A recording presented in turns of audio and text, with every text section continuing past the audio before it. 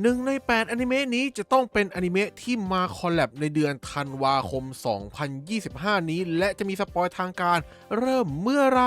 สวัสดีครับมาพบกับผมแมคคอนทัชแนลอีกเช่นเคยนะครับผมในเกมไลน์เรนเจอร์นะครับและหากใครกำลังมองหาร้านรับเติมเกมราคาถูกที่ช่วยเป็นกระเป๋าของคุณเราขอแนะนำร้านมารุช็อปร้านรับเติมเกมโลบอกทุกรูปแบบปลอดภัยแน่นอน 100% จดทะเบียนถูกต้องตามกฎหมายมีผู้ติดตามเพจมากกว่า 190,000 คนใครสนใจอยากจัดสามารถจัดได้เพจ Facebook มารุช็อปโน้1ลิงก์อยู่ใต้ description นะครับมาครับเข้าสู่สัปดาห์สุดท้ายของช่วงฮาโลวีน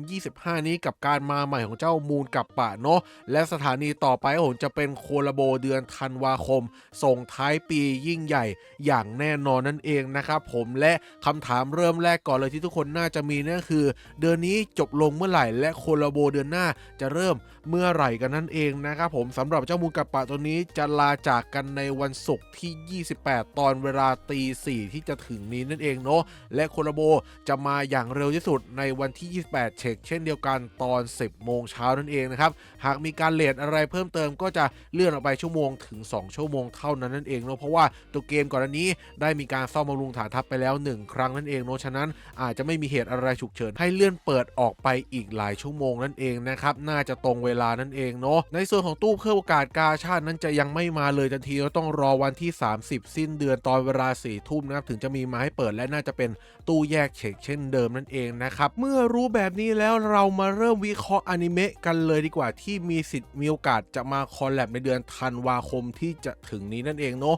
โดยเราเริ่มมาจากซีซั่นที่เพิ่งจบไปหมาดๆไม่นานมานี้นะครับผมและรวมถึงซีซั่นนี้ด้วยนั่นเองเนาะส่วนซีซั่นอื่นๆเนี่ยไม่ว่าจะเก่าย้อนกลับไปขนาดไหนหรือว่าซีซั่นในอนาคตที่กำลังจะฉายในเดือนมกราคมนี้เนี่ยผมลองมีเช็คแล้วนะครับแต่ส่วนใหญ่เนี่ยจะเป็นอนิเมะที่ไม่มีซีซั่นภาคต่อแล้วก็ไม่ได้เป็นกระแสดังพอที่จะมาคอลแลบในเดือนธันวาคมอย่างทุกๆปีที่ผ่านมานั่นเองนะครับผมทั้งนั้นแล้วผมก็เลยคัดมาหลักๆเฉพาะที่มีความเป็นไปได้และโอกาสสูงมากที่สุด8อันดับแรกนั่นเองเนาะเริ่มมาจากซีซั่นที่เพิ่งจบกันไปก่อนเลยครับสำหรับซีซั่นซัมเมอร์นี้นั่นเองเนาะในเว็บ My Anime List ของเรานะครับเรื่องแรกที่ผมคิดว่ามีโอกาสค่อนข้างที่จะสูงนั่นคือเรื่องของดัน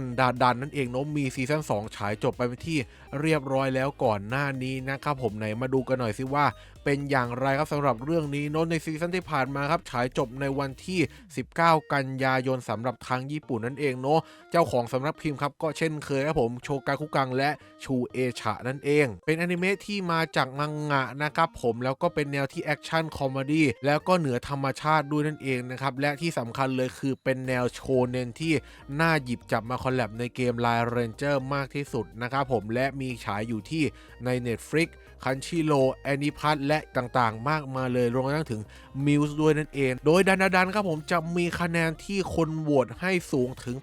8.46 กันเลยทีเดียวนะครับถือว่าแรงค่อนข้างสูงความ popularity นี่เป็นอันดับต้นๆกันเลยทีเดียวนะครับและมันยังประกาศทำภาคที่ 3 ต่อไปอีกด้วยครับเรียกได้ว่ากำลังเป็นกระแสอยู่ในขณะนี้เลยนั่นเองนะครับผมหลายคนพูดชื่อนี้ไปแล้วน่าจะน่าจะอ่อนและรู้จักกันทั่วหน้านั่นเองนะครับผมโดยตัวละครก็ตามนี้เลยเนาะบอกตรงๆผมยังไม่ได้ดูเหมือนกันครับตั้งแต่ภาคแรกเนาะเพราะว่าพอมันประกาศซีซั่น2ผมก็คิดว่าเดี๋ยวรอซีซั่น2ก่อนค่อยดูทีเดียวพอมันมีซีซั่น3อีกก็น่าจะรออีกแต่ถ้าไม่มีเรื่องอะไรจะดูแล้วเดี๋ยวผมไปย้อนดูละกันนะครับผมตัวละครหลักๆก็หน้าตาประมาณนี้นั่นเองเนาะตัวที่หยิบมาก็น่าจะเป็นตัวละครเมนทั้ง4ตัวนี้แหละส่วนตัวแจกฟรีก็คงจะเลือกเพิ่มเติมอีกสัก1ตัวละกันนะครับผมใครคาดหวังเรื่องนี้ก็มีสิทธิ์เป็นไปได้นั่นเองนะครับผมสำหรับเรื่องดันเป็นเรื่องที่1ลำดับถัดมาครับผมเรื่องที่2ที่คิดว่าเป็นไปได้แล้วก็เป็นแนวโคราโบที่คอลแลบกับไลน์เรนเจอร์ตามปกตินั่นเองเนาะผมก็เลยยกให้ตัวของไคจูหมายเลข8นะครับกาเจียโคตะนี่เพิ่งมาคอลแลบในเดือนตุลาคมที่ผ่านมาเนาะฉะนั้นก็ตัดทิ้งไปก่อนเลยส่วนเรื่องแนวรักนี่แทบจะเป็นไปไม่ได้เลยนะครับผมฉะนั้นแล้วก็เลยเอาเรื่องที่เข้ากันก่อนสำหรับไคจูหมายเลข8ครับซีซั่นที่2ล่าสุดนี้นั้นได้ฉายจบลงไปในวันที่27กันยายนที่ผ่านมานี้และเจ้าของลิขสิทธิ์ก็เช่นเคยครับชูเอชะเจ้าดังเจ้าประจำที่เราเพิ่งเริ่มดีลทำให้มีอนิเมะใหม่ๆและดังฮิตติดชาร์ตมาคอลแลบกับเกม Line Ranger ออกจะบ่อยหลังจากปีนี้เป็นต้นไปซึ่งที่มาของเรื่องไคจูหมายเลข8มาจากทางด้านของมังงะเนาะแล้วก็เป็นแนวอนิเมะที่แอคชั่นแฟนตาซีและไซไฟนั่นเองนะครับผมและเป็นแนวโชเนนอีกเช่นเคยนะครับผมโอ้โหมีสิทธิ์มาคอลแลบเหมือนดันอย่างแน่นอนนั่นเองนะครับและมีการฉายอยู่ในช่องทางของ Netflix Anyone Crunchyroll และอีกหลายๆช่องทางนั่นเองนะครับผมสำหรับอนิเมะเรื่องนี้ซีซั่นที่1ค่อนข้างที่จะบูมมากๆเลยนะครับผมงานภาพก็ดีงานเนื้อเรื่องก็ใช้ได้ครับผมทำให้คนอยากติดตามต่อแต่พอภาค2มาเนี่ยเนื้อเรื่องมันยังดีแหละสำหรับทางมังงะนะครับแต่ว่าพอมาทำเป็นอนิเมะเนี่ยเห็นหลายๆคนบอกว่าโอ้เขาตัดยับเลยนะครับผมทำให้หลายคนเนี่ยผิดหวังกับซีซั่น2ค่อนข้างที่จะมากนั่นเองนะครับผมเหมือนกับเรื่องของวันพันแมนซาลายาอะไรยังไงอย่างนั้นเลยนั่นเองเนาะทำให้คะแนนเนี่ยค่อนข้างที่จะดรอปลงไปนั่นเองเนาะนะตอนนี้มีอยู่ที่ 7.8 คะแนนครับและความ popularity ก็เลยยังไม่ได้สูงมากเท่ากับดัน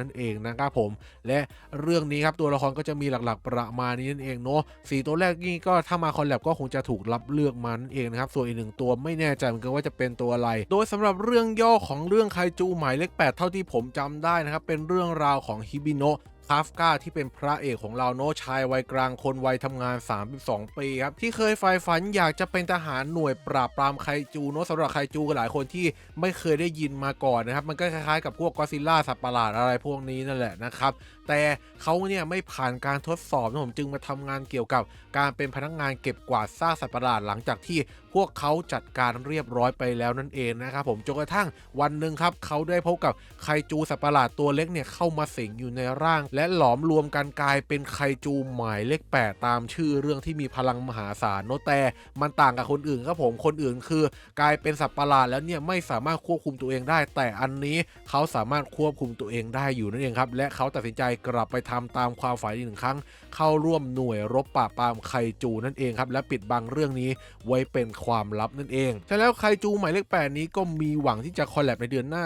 เช่นเดียวกันลำดับถัดมาต่อจากไคจูหมายเลข8ผมก็คงต้องให้เรื่องซากาโมโตะเดย์นั่นเองสำหรับอนิเมะเรื่องนี้ครับผมได้ฉายจบลงในวันที่23กันยายนที่ผ่านมาซึ่งมันแบ่งออกเป็นพาร์ท1พาร์ท2โน้ตที่จริงรวมกันก็มี20กว่าตอนนั่นแหละใน1ซีซั่นนั่นเองนะครับผมและเจ้าของสำนักพิมพ์เช่นเคยครับผมชูเอชะเนาะและที่มาครับผมดั้งเดิมมาจากมังงะเอามาทำอนิเมะและเป็นแนวแอคชั่นคอมเมดี้นั่นเองเนาะและเช่นเคยครับเป็นแนวโชเนนที่น่าหยิบมาคอลแลบเหมือนกันนั่นเองเนาะโดยมีการฉายทางด้านของ Netflix นั่นเองครับใครอยากติดตามรับชมไปชมกันได้นั่นเองครับซึ่งเนื้อเรื่องย่อนี้ก็ไม่มีอะไรมากครับผมพระเอกของเราซากาโมโตะทาโร่อดีตนักฆ่าในตำนานที่วางมือไปแล้วกับอาชีพนักฆ่านะผมหลังจากตกหลุมรักและแต่งงานกับภรรยาของเขาปัจจุบันเนี่ยเขาใช้ชีวิตอย่างสงบสุขเป็นเจ้าของร้านสะดวกซื้อธรรมดาและมีลูกสาวเรียบร้อยแล้วด้วยแต่โลกของนักฆ่าเนี่ยยังคงตามล่าเขาอยู่นะครับทำให้เขาต้องกลับมาใช้ทักษะอันร้ายกาจเพื่อปกป้องครอบครัวของเขานั่นเองนะครับโดยได้คะแนนสูงถึง 7.92 ครับผมและความ popularity นี่ก็ไม่ได้สูงอะไรมากมายนักแต่เป็นเรื่องหนึ่งที่ค่อนข้างสนุกเลยนั่นเองเนาะหลายคนพูดชื่อไปแล้วน่าจะชื่นชอบและรู้จักกันนั่นเองนะครับผมและเขาเนี่ยยังไม่ได้มีประกาศทำซีซั่นถัดไปนะครับผมสำหรับตัวละครหลักๆก็ตามที่เห็นอยู่นี้เลยเนาะผมยังไม่ได้ทำการดูนะครับก็เลยอาจจะพูดอะไรมากไม่ได้เห็นแต่คลิปตัดมาลงเป็นไฮไลท์ขำๆมากกว่าเนาะโดยเฉพาะเจ้าของร้านพระเอกของเราครับซากาโมโตะนี้พอเห็นหน้าค่าตาอยู่นั่นเองใครหวังอนิเมะเรื่องนี้อยู่ก็คิดว่ามีความเป็นไปได้ครับลำดับถัดมาครับผมสำหรับเรื่องที่4นั้นผมยกให้เป็นเรื่องของผู้กล้าโล่ซีซั่นที่4นี้นั่นเองอนิเมะเรื่องนี้เรียกได้ว่าเป็น1ตำนานเลยครับที่เราเก่งกันมาตลอดแต่ยังไม่โผล่มาให้เราเห็นสักทีนะครับผมซีซั่น4เพิ่งฉายจบไปวันที่24กันยายนที่ผ่านมานี้ครับและเจ้าของลิขสิทธิ์เป็นคาโดคาวะที่เราเคยคอลแลบเนาะเมื่อต้นปีที่ผ่านมาก็มีเรื่องนึงครับผมสำหรับเรื่องของดันเจียนเมชินั่นเองครับและที่มาหลักๆเขามาจากไลท์โนเวลไม่ใช่มังงะแต่อย่างใดเนาะเป็นแนวแอคชั่นแอดเวนเจอร์ดราม่าและแฟนตาซีและเป็นต่างโลกนั่นเองนะครับและมีการฉายอยู่ที่คันชิโรและอานิพัทเอเชียนั่นเองเนาะใครอยากดูรับชมก็ไปติดตามกันได้นั่นเองนะครับผมส่วนซีซั่นถัดไปก็ประกาศเรียบร้อยแล้วครับสำหรับซีซั่นที่5เนาะรอคอยกันได้เลยสำหรับใครที่ชื่นชอบอนิเมะเรื่องนี้นะครับผมหลักๆเนี่ยเป็นอนิเมะแนวที่ ตอนแรกออกมาดูดีมากเลยนะครับผมเพราะว่าเป็นแนวล้างแค้นนะครับอัญเชิญผู้กล้ามา4คนแล้วพระเอกดันเป็นผู้กล้าโล่ที่หลายคนเขาไม่เคารพนับถือเห็นเป็นตัวถ่วงทีมเพราะว่าทำอะไรไม่ได้ทำได้แค่เป็นโล่ให้แก่ทีมเท่านั้นเนาะคนอื่นเนี่ยสามารถทำดาเมจอะไรได้ก็ว่ากันไปเพราะว่าเป็นหอกเป็นดาบเป็นธนูอะไรพวกนี้นะครับผมทำให้พระเอกเนี่ยอยากจะกลับมาล้างแค้นแล้วก็ทวงความยุติธรรมคืนนะผมว่าตัวเองมันก็มีประโยชน์นะสุดท้ายเขาก็ได้คืนครับในซีซั่นที่1แต่ซีซั่นถัดมาเนี่ยมันเหมือนกับการที่เนื้อเรื่องมันยังไปต่อครับผมเพราะว่าใจความหลักไม่ใช่การแก้แค้นครับแต่เป็นการที่ทำให้โลกมันกลับมาสงบสุขอีก1 ครั้งหลังจากเจอ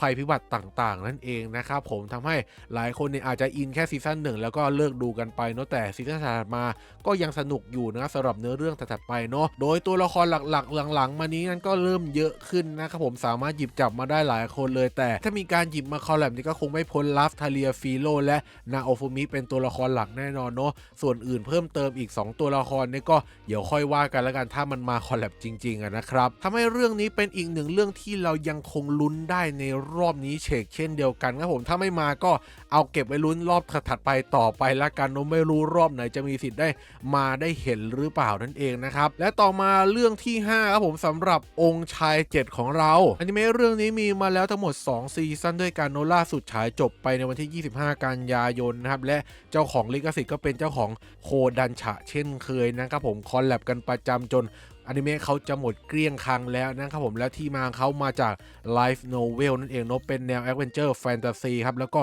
เกิดใหม่ในต่างโลกนั่นเองนะครับผมและมีการฉายอยู่ที่ Netflix และ Crunchyroll ครับใครยังไม่เคยดูสามารถไปติดตามกันได้ครับถือว่าเป็นอนิเมะเบาสมองอีกหนึ่งเรื่องที่ค่อนข้างสนุกคือพระเอกของเราเนี่ยเป็นคนที่ชื่นชอบเวทมนต์มากๆเลยในสมัยก่อนเนี่ยเขาดันเกิดเป็นสามัญชนนะครับทำให้อาจจะไม่ได้มีเวทมนต์ในตัวเองแล้วก็สามารถลงมือใช้งานมันได้นะครับผมแต่พอตายไปเนี่ยพระเอกเกิดมาอีก1 ครั้งด้วยคำอธิษฐานแรงกล้าส่งผลให้กลายเป็นขุนนางที่มีพลังเวทสูงและสามารถใช้งานมันได้ครับผมและพระเอกก็ไม่เหมือนคนอื่นด้วยนะครับเขาเนี่ยมีพลังที่เหนือกว่าชาวบ้านแถวช่องเขาคือพระเอกเทพแล้วว่าง่ายๆนะผมไม่มีใครต่อกรได้เลยเนาะแม้ศัตรูจะเก่งกาจแค่ไหนเนี่ยก็พระเอกยังสามารถเอาชนะได้อยู่แม้จะขืดขึ้นคออยู่บ้างเหมือนกันไม่ใช่แนวแบบพระเอกชนะกินขาดอะไรขนาดนั้นนะครับและเขายังไม่มีประกาศทำซีซั่นถัดไปเนาะอยากจะติดตามต่อก็ไปดูที่นิยายกันได้นั่นเองครับสำหรับตัวละครหลักก็อย่างที่รู้กันเนาะคือ4ตัวละครนี้คือตัวละครหลักเลยนะครับส่วนที่เหลือเพิ่มเติมอีก1ตัวแจกฟรีก็น่าจะเป็นตัวร้ายถ้ามันมาแล้วน่าจะเห็นกันนั่นเองฉะนั้นเรื่องนี้ก็เป็นอีก1ความเป็นไปได้ที่จะมาคอลแลบที่เราเก่งกันมาหลายครั้งแล้วนั่นเองแล้วแม้จะไม่เท่ากับผู้กล้าโลดแต่ว่าก็มีสิทธิ์ลุ้นอยู่เหมือนกันนั่นเองส่วนในเรื่องอื่นๆในซีซั่นซัมเมอร์นี้คิดว่าไม่น่าใช่สิ่งที่จะมาคอลแลบได้ในเร็วๆวันนี้นะครับผมเพราะว่าโคโรโบธันวาต้องเป็นอะไรที่ค่อนข้างดังและเรียกคนได้มากพอสมควรส่งท้ายปีนั่นเองก็ตามคำบอกใบ้จาก GM และดูจากสถิติเก่าๆที่ผ่านมาครับผมไม่ว่าจะเป็นตัวของกินทามะนะครับหรือว่าตัวของโคโนซึบะก็ตามแต่นั่นเองครับยกเป็นตัวอย่างได้เป็นอย่างดีเลยครับดังนั้นขออนุญาตข้ามมาซีซั่นล่าสุดที่กำลังฉายอยู่นี้เลยละกันนะครับผม Fall 2025ครับผมกับอนิเมะเรื่องแรกที่หลายคนคิดว่ามีสิทธิ์มาคอลแลบนั่นก็คือ One Punch Man นะครับเรื่องนี้บอกตรงๆเลยนะครับว่าค่อนข้างยากครับไม่ใช่ว่าเราไม่เคยไปคุยนะแต่ว่าคุยแล้วมันไม่ลงตัวดิวไม่ได้สักเท่าไหร่นั่นเองครับดังนั้นโอกาสในการคอลแลบเรื่องนี้นั้นมันก็เลยค่อนข้างที่จะต่ำมากๆในตอนนี้เองครับก็เลยขอตัดทิ้งไม่พูดถึงไปเลยละกันเนาะลำดับถัดมาครับผมสำหรับ Spy Family ซีซั่นที่3ครับเรื่องนี้หลายคนอยากให้มาคอลแลบเนาะเพราะอนิเมะเรื่องนี้เนี่ยค่อนข้างมีชื่อเสียงครับผมพูดชื่อไปเนี่ยหลายคนก็น่าจะน่าจะน่าจะรู้จักกันเนาะเพราะว่ามีการคอลแลบอะไรต่างๆมากมายเลยไม่ใช่แค่เกมเท่านั้นนะครับผมไม่ว่าจะเป็นคาเฟ่ร้านอาหารอะไรเห็นกันเต็มไปหมดเลยครับโดยเฉพาะเจ้าอาเนียหัวชมพูตามรูปปกนี้ผมเห็นแล้วน่าจะรู้จักและชื่นชอบกันนั่นเองเนาะแต่ที่ผมบอกว่ามันไม่น่ามาคอลแลบได้เพราะอะไรรู้ไหมแม้มันจะเจ้าของลิขสิทธิ์เดียวกับชูอิชาที่เราสามารถดีลกันมาได้เพราะณขณะนี้ Spy Family ได้มีการคอลแลบกับไลน์เกมโปโกเป็นที่เรียบร้อยจากทางญี่ปุ่นนะผมทำให้ไลน์เกมอื่นๆหรือแม้แต่เก เกมนอกไลน์ก็ตามแต่เนี่ยอาจจะยังไม่มีการคอลแลบในเร็ววันนี้นะครับผมก็เริ่มคอลแลบตั้งแต่เมื่อวานนี้ครับ21 พฤศจิกายนเนาะไล่ไปเรื่อยๆจนถึง19 ธันวาคมนั่นเองนะครับผมทำไมถึงคิดว่าคอลแลบกับเกมอื่นแล้วไม่มีสิทธิ์คอลแลบกับเกมอะไรอื่นเพิ่มเติมในช่วงเวลาเดียวกันเพราะว่าปกติแล้วอนิเมะเนี่ยเขามักจะทำการโปรโมทด้วยการคอลแลบต่างๆถูกต้องไหมครับผมและเพื่อประสิทธิภาพสูงสุดเนี่ยเขาต้องกระจายในการโปรโมทไปแยกๆกันนะครับผมเพื่อให้มันเกิดความต่อเนื่องแล้วเป็นกระแสตลอดทั้งปีทำให้คนรู้จักมากยิ่งขึ้นเนาะแทนที่เขาจะคอลแลบเบิ้ล2อันในช่วงระยะเวลาเดียวกันเนี่ยเขาก็จะเลือกคอลแลบเป็นเกมไปอย่างต่อเนื่องนั่นเองนะครับผมส่งผลให้อนิเมะเรื่องนี้ผมขออนุญาตตัดออกจากความเป็นไปได้ที่จะมาคอลแลบในเดือนหน้าทันทีนั่นเองนะครับจากนั้นเรื่องถัดมาที่ผมค่อนข้างแอบเชียร์อยู่ในใจสูงมากที่สุดเป็นอันดับที่1ณขณะนี้เลยเพราะว่ามันเป็นกระแสมากๆอย่างเรื่อง My Hero Academia Final Season ครับผมพอบอกชื่อเนี่ยหากตัวเกมสามารถเอามาคอลแลบในเดือนหน้าได้บอกได้เลยว่าประสบความสำเร็จอย่างแน่นอนนั่นเองนะครับเหมือนสมัย Attack on Titan Final Season นั่นเองครับสำหรับอนิเมะเรื่องนี้ผมให้คะแนนสูงถึง 8.79 คะแนนเนาะความชื่นชอบสูงมากๆครับผมแรงถึง37กันเลยทีเดียวนะครับและตอนนี้กำลังฉายอยู่ด้วยนั่นเองนะครับผมและเจ้าของลิขสิทธิ์ครับผมเช่นเคยครับชูเอชะเจ้าดังเจ้าประจำเนาะที่มาของอนิเมะเรื่องนี้ทำมาจากมังงะเนาะเป็นแนวแอคชั่นต่อสู้ฮีโร่นั่นเองนะครับผมและก็เป็นแนวโชเน็นมีการฉายอยู่ที่ต่างๆเลยครับคันชิโร่อนิวันเอเชียสามารถไปติดตามรับชมกันได้นั่นเองนะครับผมสำหรับอนิเมะเรื่องนี้หลายคนก็น่าจะรู้อยู่เนาะตามชื่อเลยนะครับก็คือเป็นฮีโร่ต่อสู้กับเหล่าร้ายตามเนื้อเรื่องไปเรื่อยๆเนาะและตอนนี้มาถึงฉากจบแล้วนั่นเองนะครับผมคิดว่าน่าจะใช่เนาะส่วนฝั่งวิจิลันเต้ที่เป็นฝั่งผู้ร้ายเนี่ยน่าจะยังมีฉายต่อในซีซั่นถัดๆไปนะผมลองหาดูกันได้แต่ภาคที่ฝั่งพระเอกเป็นหลักเนี่ยนะกำลังจะจบลงแล้วนั่นเองครับเพราะว่ามังงะมันจบไปพักหนึ่งแล้วเนาะฉะนั้นอนิเมะมันก็ควรจะต้องถึงเวลาแล้วนั่นเองครับและตัวละครของเรานะผมหลักๆก็อย่างที่รู้ๆกันครับสำหรับมิโดริยะอิซึกุที่เป็นพระเอกครับเป็นคู่เทพ1ตัวอย่างแน่นอนหากมันมาคอลแลบนั่นเองเนาะแล้วก็น่าจะติดตามมาด้วยตัวของผู้หญิงที่อยู่กับพระเอกของเราบ่อยๆครับอุรารากะเนาะแล้วก็มีตัวของโทโดโรกิกับบาคุโกะเนี่ยมาแน่ครับ4ตัวละครนี้ส่วนอีก1ตัวเนี่ยอาจจะเป็นตัวผู้ร้ายก็ได้นะครับหรือจะเป็นตัวอื่นอะไรก็ไม่รู้ต้องรอลุ้นดูหน้างานหากมันมาคอลแลบจริงๆในเดือนหน้านี้นั่นเองบอกได้เลยว่าคาดหวังได้ครับสำหรับเรื่องนี้โนเป็นโนหนึ่งในใจผมณขณะนี้เลยก็ว่าได้นั่นเองนะต่อมาครับผมยังเหลืออีก2เรื่องสุดท้ายครับสำหรับเรื่องฟูเมสึโนะอานาตะ